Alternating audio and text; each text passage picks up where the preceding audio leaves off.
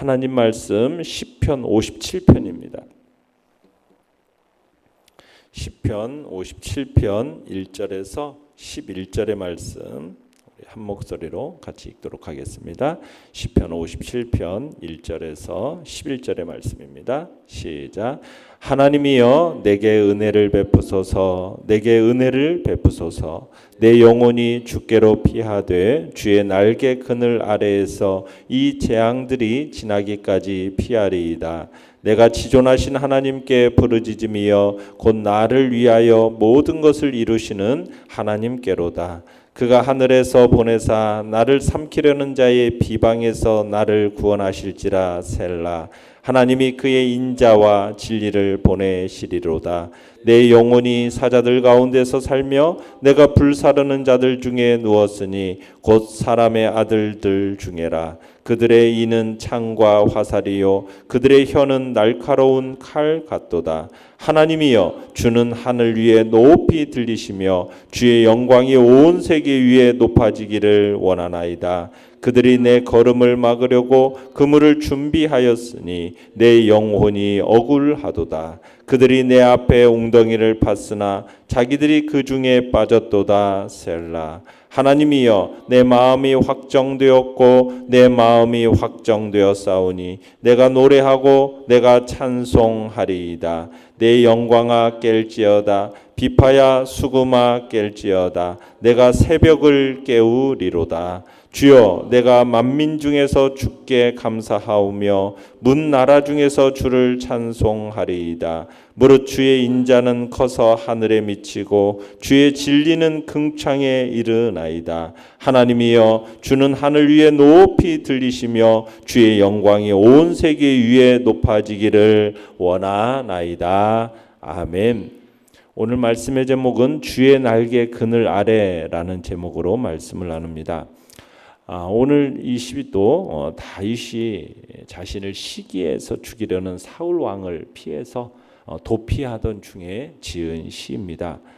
이 시는 특별히 표제에 보시면 이렇게 써 있죠. 다윗이 사울을 피하여 굴에 있던 때, 이런 표제가 붙어 있지 않습니까? 그러니까 성경에 다윗이 굴에 숨어 있었던 기록이 두 번이 나오는데, 한 번은 그가 블레셋 가드에서 탈출한 직후에, 그때 그가 가드에서 비교적 가까운 곳에 위치했던 아둘람 동굴이라는 곳에 은신해 있었을 때고요. 또 한 번은 10황무지에서 요나단과 마지막으로 이제 제외한 이후에 그때 이 사해 가까운 곳에 위치했던 엔게디 동굴에 은신해 있었던 두 번의 때가 성경에 기록되어 있습니다. 근데 여기는 다윗이 아둘람굴에 머물렀을 때보다는 엔게디 굴에 머물렀을 때, 그때가 더 심각한 위기에 처했던 사실을 미뤄볼 때 엔게디 굴에 머물 때를 그 배경으로 하고 있다, 이렇게 보는 것이 적합하겠습니다. 내용 관찰 문제 1번을 보시면은 수많은 적의 위협 속에서 다윗이 찾은 피난처는 어디입니까? 자, 1절 다시 한번 읽어보겠습니다. 시작. 하나님이여 내게 은혜를 베푸소서. 내게 은혜를 베푸소서. 내 영혼이 주께로 피하되 주의 날개 그늘 아래에서 이 재앙들이 지나기까지 피하리이다. 자, 지금 다윗은 지금 하나님께 자신의 괴로움과 고통을 보시고 좀 불쌍히 여겨달라고, 그죠? 은혜를 베풀어서 구원해 주시기를 지금 호소합니다. 그래서 자신에게 은혜를 베푸소서, 내게 은혜를 베푸소서 이렇게 거듭 외치고 있지 않습니까? 그러니까 하나님의 긍휼하심이 자신에게 얼마나 절박한지를 지금 강조하고 있는 겁니다. 지금 다윗이 사울의 추격을 피해서 동굴에 숨어 있습니다. 그러면서 재앙이 지금 무사히 지나가기를 바라면서 하나님께 간구하고 있는 거예요. 자, 그러면서 다윗은 하나님께 자신의 은혜를 베풀어 주시고 호소하는데, 재앙이 지나기까지 어디에 피하겠다고 합니까? 내 영혼이 주께로 피하되, 어디 그늘 아래? 주의 날개 그늘 아래에서. 그죠? 그러니까 하나님의 날개 그늘 아래로 피하겠습니다 라고 얘기하고 있는 거예요. 지금 자신이 숨어 있는 은신처, 지금 동굴 깊숙한 곳은 결코 안전한 곳으로 여기지 않고 오직 하나님의 날개 그늘 아래, 거기만이 안전을 담보할 수 있는 유일한 곳으로 여기고 지금 수많은 그 적의 위협 속에서 다윗은 바로 하나님의 날개 그늘 아래를 피난처로 찾고 있는 것입니다. 자, 내용 같이 문제 2번입니다. 다윗은 자신을 괴롭히는 자들을 어떻게 묘사하고 있습니까? 자, 3절 상반절까지만 한번 읽어볼까요? 시작. 그가 하늘에서 보내사 나를 삼키려는 자의 비방에서 나를 구원하실지라. 자신을 괴롭히는 자들을 지금 어떻게 묘사하고 있습니까? 나를 삼키려는 자이죠. 나를 삼키려는 자의 비방이라고 하는 표현을 통해서 지금 괴롭히는 자들 나를 삼키려 하는 자다라고 묘사하고 있습니다. 자, 그 다음에 4절을 읽어봅니다. 시작. 내 영혼이 사자들 가운데서 살며 내가 불사르는 자들 중에 누웠으니 곧 사람의 아들들 중에라. 그들의 이는 창과 화살이요 그들의 혀는 날카로운 칼 같도다. 자, 여기서는 어떻게 묘사하고 있습니까? 내 영혼이 사자들 가운데 살며 라고 해서 그들을 사자들 으르렁거리는 그 사자들이라고 묘사를 하고 있고, 그 다음에 내가 불사르는 자들 중에 누웠으니 여기서는 뭐라고 했어요? 불사르는 자들, 불로 살라버리는 그런 자들이라고 지금 표현하고 있습니다. 그러면서 이제 그들의 이는 창과 살이요 그들의 혀는 날카로운 칼도다. 그러니까 이 사자라는 표현을 통해서 다윗을 죽이려고 숨어서 기회를 엿보는 그 사울의 군사들을 사자로 표현하고, 그러면서 칼과 창과 화살이라는 걸 통해서 다윗을 향해서 지금 사울의 그 잔인한 행동을 말하고 있는 겁니다. 그래서 다윗은 사울로 인해서 지금 죽음의 위기에 처해 있는 거죠. 다윗은 매우 큰 고통을 느꼈을 뿐 아니라 지금 큰 불안에 사로잡히고 있음을 보여주고 있는 것입니다. 자, 그 다음에 6절을 읽어보겠습니다. 6절 시작. 그들이 내 걸음을 막으려고 그물을 준비하였으니 내 영혼이 억울하도다. 그들이 내 앞에 웅덩이를 팠으나 자기들이 그 중에 빠졌도다. 자, 그들은 지금 어떤 자들로 묘사됩니까? 내 걸음을 막으려고 그물을 준비하는 자들이다. 그죠? 그물을 준비하는 자들. 그래서 내 영혼이 어떻다? 억울하도다. 여기서 억울하다라는 말은 어떤 의미냐면 빠지다, 구부러지다 그런 뜻이에요. 지금 사울이 지금 다윗의 발 앞에 함정을 파놓고 기다리고 있는 겁니다. 이유는 뭐예요? 그를 그 안에 빠뜨리려고, 잡으려고, 빠뜨려서 잡으려고 지금 그러고 있는 겁니다. 그러니까 다윗은 사울의 무리가 지금 자기의 영혼을 얻으려고 지금 웅덩이를 팠는데 결국에는 웅덩이를 팠다는 거예요. 근데 그들이 어떻게 됐다? 스스로 그 웅덩이 속에 빠졌다 이렇게 말하고 있어요. 자기 꾀에 자기가 넘어간 거죠. 그러니까 다윗을 해치기 위한 사울의 그 질투, 증오, 음모, 그러니까 온갖 죄악이 결국에는 누구 머리 위로 돌아가는 겁니까? 사울의 머리 위로 돌아가게 됨을 얘기하고 있는 겁니다. 이게 이제 실제로 사무엘상 24장에 보면은 사울이 이제 다윗이 엔게디 지금 있다라는 정보를 듣게 됩니다. 그래가지고 군사들을 풀어가지고 엔게디를 막 수색하기 시작을 해요. 그래가지고 다윗을 이제 포위망이 점점점 좁혀옵니다. 그러면서 다윗이 엔게디 동굴 깊숙이 이제 숨어 있어요. 그때 사울이 군사들을 통해서 그 굴을 수색하게 하지 않고 사울 혼자 그 굴 속으로 들어가죠. 그러면 사울이 딱 들어왔을 때 다윗과 그 사람들은 어떻게 생각하냐? 이제 끝났다. 왜냐하면 이제 더 이상 도망갈 데도 없고 우리는 이제 굴 속에 갇혔구나. 이제 끝이라고 여겼어요. 그런데 굴 안으로 들어온 것은 사울 혼자 들어온 거예요. 뭐하러 들어왔어요? 용변 보러 들어온 거예요. 용변 보러. 네. 그리고서는 이제 용변을 볼 때는 굴 속을 보면서 용변을 보겠습니까? 굴 바깥을 보면서 용변을 보겠습니까? 바깥을 보면서 용변을 보는 거예요. 그러니까 수색하러 들어온 것이 용변 보러 왔다가 결국에는 무슨 상태가 돼버린 겁니까? 뭐 용변을 보려면은 자기 무기도 다 내려놓고 그리고서 용변 볼 거 아니겠어요? 그러니까는 거기서 어떻게 보면 무방비 상태에 놓이게 됐던 거죠. 그러니까 얼마나 놀라운 반전이에요. 다윗을 잡고자 함정을 팠는데 그물을 예비한 사울 자신이 그 함정과 그물에 걸리고 만 거예요. 그 반전이 일어난 게 우연한 일이었겠습니까? 그 모든 것이 하나님이 하신 일이었다라는 거죠. 그래서 다윗이 이제 7절 이하에서 보면은 7절로 9절을 읽어보겠습니다. 시작. 하나님이여 내 마음이 확정되었고 내 마음이 확정되었사오니 내가 노래하고 내가 찬송하리이다. 내 영광아 깰지어다. 비파야 수금아 깰지어다. 내가 새벽을 깨우리로다. 주여 내가 만민 중에서 주께 감사하오며 문 나라 중에서 주를 찬송하리이다. 이렇게 하나님께서 반전을 이루시는 그 하나님, 그 하나님을 찬양하고 있는 거죠. 고난받는 성도에게 통쾌한 승리를 허락하시는 그 하나님을 찬양함으로써 그 참으로 자기를 괴롭히고 죽이려는 그들을 오히려 올무로 참으로 궁덩이를 파놓고 함정에 빠뜨리려다가 자기가 함정에 빠지는 그런 반전의 하나님을 이제 그 승리를 허락하신 하나님을 찬양하고 있는 겁니다. 연구와 묵상 문제 3번입니다. 다윗이 피난처로 삼은 하나님은 어떤 분이십니까? 자, 2절과 3절 읽어보겠습니다. 시작.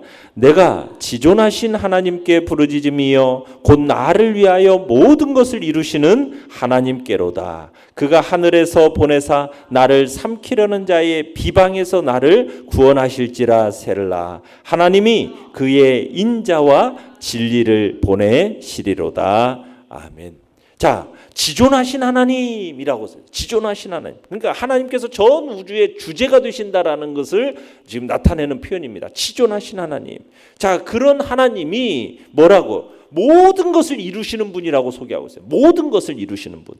천지 만물을 창조하신 하나님이 불가능이라는 것이 없는 거죠. 당신의 뜻대로 모든 것을 이루시는 전능자이심을 얘기하는 겁니다. 다윗은 지금 그러한 하나님께 부르짖고 있는 거예요. 전능하신 하나님께 구원을 호소하고 있는 거예요. 다윗은 지금 하나님을 어떤 분으로 하고 있냐? 자기를 위하여 일하시는 분으로 고백해요. 자기를 위하여 일하시는 분. 그러니까 하나님을 자기 편으로 인식하고 있는 거죠. 자기 편. 어제도 뭐 하나님은 내 편이시라 얘기했던 것처럼 하나님은 자기 편이라는 그런 확신, 내 간구를 들으시고 나를 구원하실 거다. 그런 확신 속에서 지금 그가 하늘에서 보내사 나를 삼키려는 자의 비방에서 나를 구원하실지라 하나님이 그의 인자와 진리를 보내시리로다. 자, 하나님께서 자기를 삼키는 자들의 비방에서 자기를 구원하시기 위해서 하늘에서 보내신대요. 뭘 보내신대요? 하나님이 하늘에서 뭘 보내신대요? 그의 인자와 진리를 보내신다라고 했어요. 그의 인자와 진리. 자, 인자와 진리라는 것은 하나님의 두 가지 대표적인 속성을 말하는 겁니다. 속성. 인자라는 건 뭐예요? 언약의 근거에서 그 택한 백성을 끝까지 보호하시는 하나님의 사랑을 얘기합니다. 하나님의 사랑. 진리라는 건 뭐예요? 거짓이 없으셔서 당신이 약속하신 바를 반드시 이루시는 하나님의 그 신실성. 그 신실성을 얘기하고 있는 거예요. 그러니까 하나님이 인자와 진리를 보내어 구원하신다라는 것은 하나님께서 택한 백성에 대한 그 변함없는 사랑, 약속에 대한 그 신실성, 그 신실하심으로 그들을 구원하신다라는 얘기예요. 그러니까 다윗은 택한 백성에 대한 하나님의 영원한 그 사랑의 속성, 그리고 약속에 대한 그 신실함, 그 사랑과 그 신실함이라는 속성의 근거에서 자신을 구원하실 것을 하늘에서 인자와 진리를 보내셔서 자기를 구원하실 것을 지금 이 말로써 표현하고 있는 것입니다.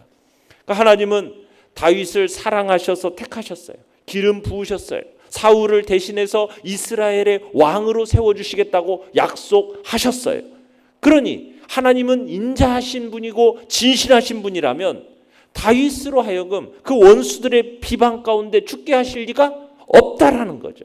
다윗에게는 바로 그러한 확신이 있었던 거예요. 하나님은 다윗의 고백과 같이 당신의 그 인자와 진리로 인해서 다윗을 구원해 주신 거예요. 그러니까 하나님의 그 인자와 진리, 이것을 어떻게 보면 구원의 보장이었던 겁니다. 10절도 읽어볼까요? 10절 시작. 무릇 주의 인자는 커서 하늘에 미치고 주의 진리는 궁창에 이르나이다. 주의 인자와 주의 진리, 이게 각각 다윗을 견고히 세워주고 다윗의 원수들을 파하게 하는 근원이 되는 거죠. 하나님께서는 당신의 인자와 진리를 따라서 다윗을 결코 내버려 두지 않으시고 그 백성 자신의 백성을 대적하는 그 원수들을 기필코 심판하신다. 하나님의 인자하심, 하나님의 신실하심, 그 인자와 진리가 우리가 찬양할 제목임을 우리에게 이야기하고 있는 겁니다. 느낀 점 4번입니다. 단지 적들의 위협으로부터 자신이 구원받기만을 구하지 않고 하나님이 영광 받으시기를 구하는 다윗의 모습에서 무엇을 느낍니까? 5절과 11절을 우리 한번 읽어볼 텐데요. 똑같이 이렇게 하고 있어요. 5절 먼저 읽어보죠. 시작. 하나님이여 주는 하늘 위에 높이 들리시며 주의 영광이 온 세계 위에 높아지기를 원하나이다. 자, 11절도 또 읽어봅니다. 시작. 하나님이여 주는 하늘 위에 높이 들리시며 주의 영광이 온 세계 위에 높아지기를 원하나이다. 참된 신앙인은 환경을 초월해서 높이 계신 하나님, 그분을 바라보는 신앙적인 안목, 그리고 어떤 상황에 처하든지 끊임없이 하나님을 찬양하는 삶을 사는 것이 참된 신앙인의 모습임을 우리는 느낍니다. 환경에 구애받지 않고 그 환경을 초월해서 하나님을 바라보는 그 신앙적인 안목이 필요하고, 그리고 어떤 상황에 처하든지 하나님을 찬양하는 삶.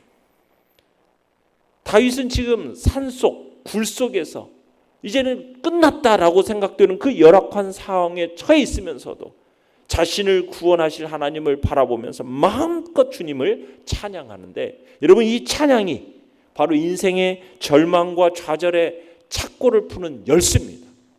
찬양이 바로 인생의 절망과 어떻게 보면은 좌절의 이 우리를 묶어내는 그 착고를 풀어내는 열쇠라는 거예요. 다윗은 자신 안에 존재하는 그 모든 부정적인 감정, 의심, 이것들을 몰아내기 위한 방편으로서 무엇을 하느냐? 하나님을 찬양하는 거예요. 하나님을 찬양. 하나님을 찬양하면 우리가 처한 그 모든 환경을 이겨내게 만들고 극복할 수 있도록 역사하게 만드는 힘이 바로 찬양에 있는 거죠. 그게 찬양의 능력입니다. 찬양이란 건 뭡니까? 하나님이 어떠한 분이신가요? 그죠? 하나님은 지존하신 하나님이시다. 그분은 인자와 진리가 하늘에, 이러면서 그분의 속성을 우리들이 묵상하고 그분을 찬양하고 그분을 높일 때 우리의 내면이 변화되어질 뿐만 아니라 우리의 삶의 모든 위적인 장애물도 사라지게 만들면서 승리하게 하는 능력이 바로 찬양함에 있음을 우리는 발견하게 되는 거죠. 그래서 다윗은 지금 우리에게 환경을 뛰어넘어서 이러한 찬양을 부를 것을 우리에게 요구하고 있는 것입니다. 결단과 적용 5번입니다. 어려운 문제를 겪거나 스트레스를 받을 때 TV, 게임, 술, 담배, 잠, 점집 등 세상적인 도피처로 피하려 합니까? 아니면 주의 날개 그늘 아래 피하여 고난 가운데 나를 구원해 주시는 하나님의 영광이 온 세상에 드러나길 간구합니까? 우리가 힘들고 어려운 그런 환경, 어려운 문제들을 만났을 때 우리가 어떻게 그 문제를 해결하려고 어디로 달려가고 있는가?